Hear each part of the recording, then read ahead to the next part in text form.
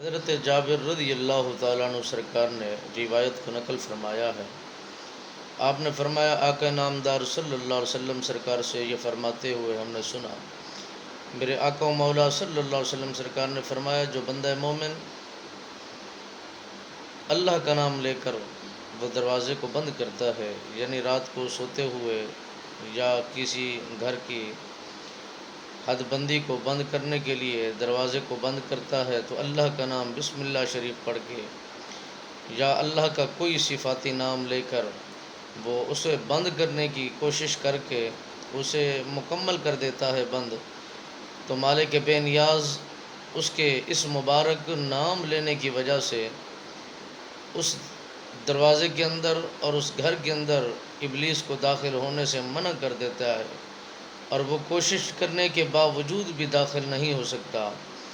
ابلیس اگر جس گھر کے اندر داخل ہو جائے اس گھر کے اندر بے برکتی ہونا شروع ہو جاتی ہے، ناچاکی ہونا شروع ہو جاتی ہے،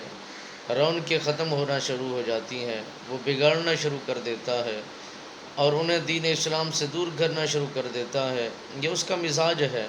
میرے آقا و مولا صلی اللہ علیہ وسلم سرکار نے فرمایا جب تم دروازہ بند کیا کرو تو اللہ کا نام لے کر بند کیا کرو،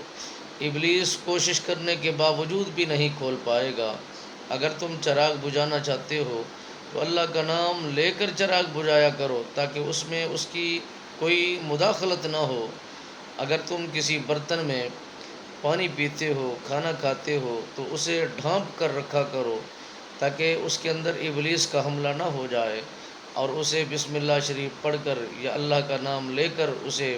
ڈھانپ کر رکھا کرو۔ اللہ کی برکت ہوتی ہے، رحمت ہوتی ہے،